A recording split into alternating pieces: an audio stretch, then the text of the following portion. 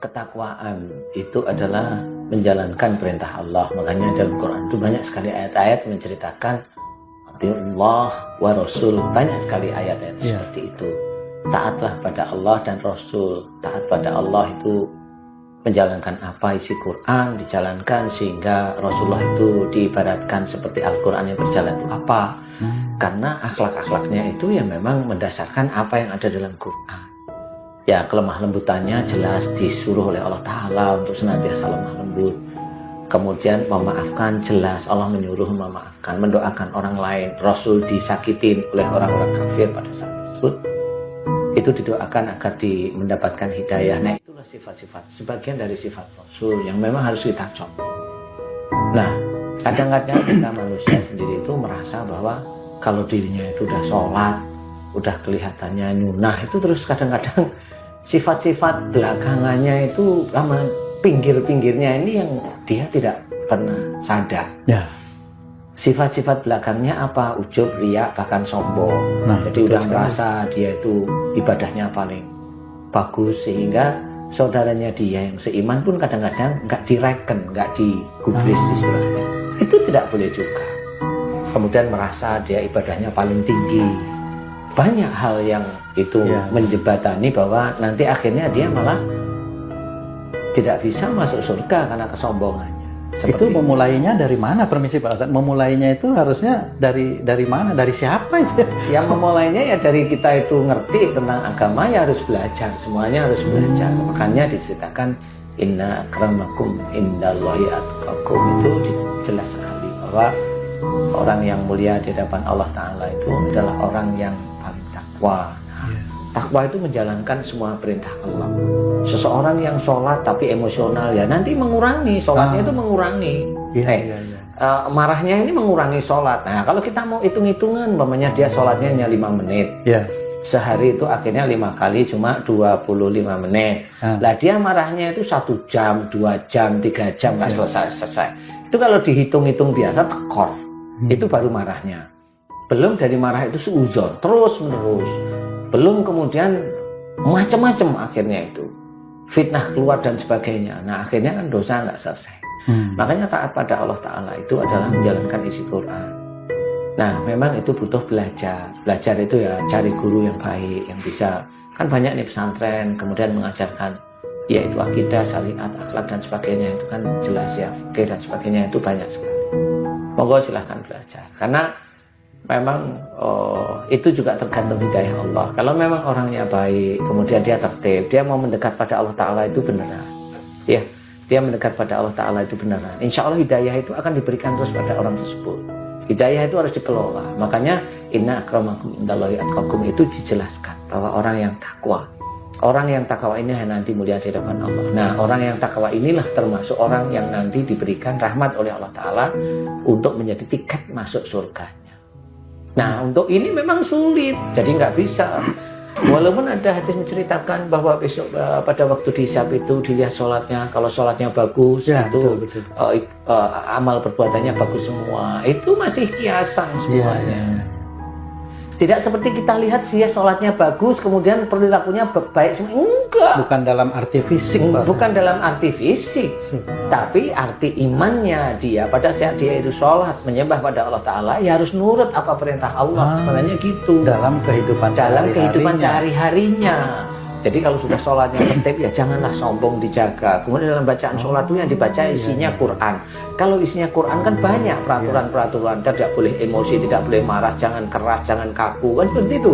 Jangan suuzon, jangan berbuat dolim, jangan mencari-cari kesalahan orang lain. Banyak sekali istilahnya. Nah, itu kalau dia itu sholat istilahnya tunduk pada Allah Ta'ala, ya kerjakan perintah Allah seperti itu. Jangan ngambil sholatnya yang lain enggak, karena merasa kalau sholatnya bagus itu nanti amal yang lain tuh bagus. Enggak seperti itu. Itu kan mata anak kecil yang menilai seperti itu.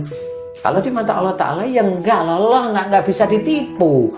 Kalau dia sholat kemudian dia dengan saudaranya yang lain dia nggak suka, jengkel, fitnah, tapi kelihatan dia pakai peci atau dia pakai topi haji atau dia pakai apa saja lah, mau surban kayak mau kafiyah kayak mau apa aja, itu tetap dinilai oleh Allah Ta'ala.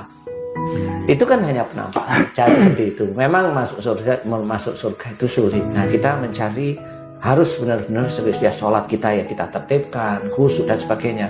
Baca Quran ya terus, istilahnya.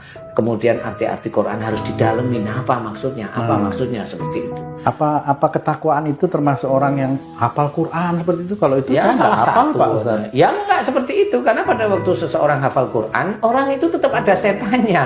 Setan sombong itu tetap, nggak usah yang hafal Quran, dia itu bisa nyetir mobil aja udah sombong. Nggak usah cerita hafal Quran, dia aja bisa mulai naik ini aja sombong, dia baru bisa beli ini aja sombong, apalagi yang lain-lainnya. Ya, hafal Quran itu kan ilmu dari Allah Ta'ala, dititipkan ilmu untuk hafal Quran. Nah, pada waktu seorang itu hafal Quran, mau apa? Mau sombong, mau syiar, mau betul-betul dekat sama Allah Ta'ala, nah itu baru dipakai, baru dinilai bagus. Tapi kalau udah hafal Quran, akhirnya merendahkan saudara yang lain, ya sama aja. Sama aja, walaupun dia itu hafiz Quran, sama aja. Boleh nanti dilihat di akhirat, silakan. Yang terpenting itu menjalankan isi Quran. Ya, belajar isi Quran, kemudian menjalankan, mengamalkan isi Quran. Nah, itu sama seperti Rasulullah Muhammad SAW. Jadi tahu Qurannya, kemudian diamalkan. Makanya Rasul itu seperti Al-Quran berjalan itu karena diamalkan. Seperti itu.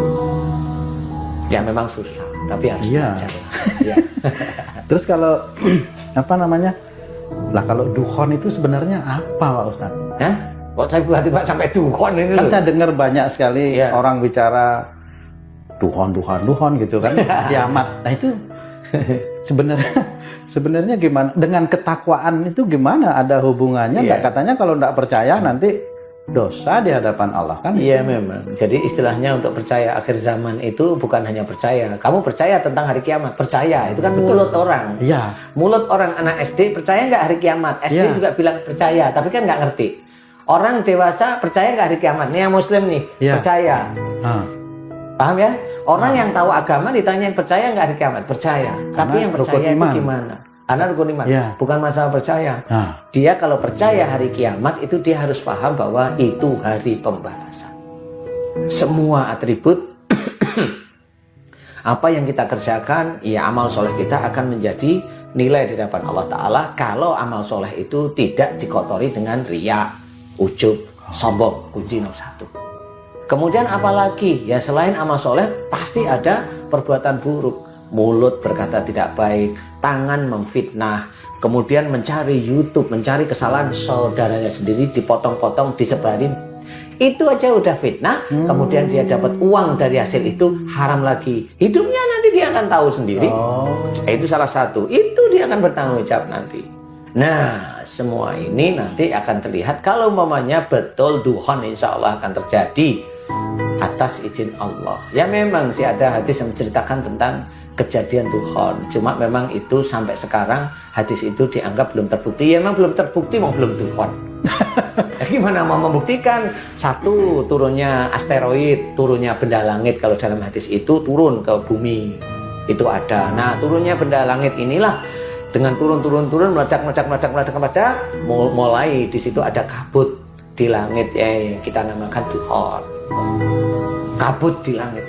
Nah, kabut di langit itu dukhon. Nah, benda langit ini secara teori dia mengandung, insya Allah ya, mengandung medan magnet. Nah, medan magnet inilah yang mempengaruhi semua kejadian-kejadian yang berhubungan dengan besi, kumparan dan sebagainya. Tapi dukhon itu belum kiamat kan Pak Ustadz ya? Belum. Kita masih hidup, manusia masih hidup. Insya Allah masih, yang masih hidup.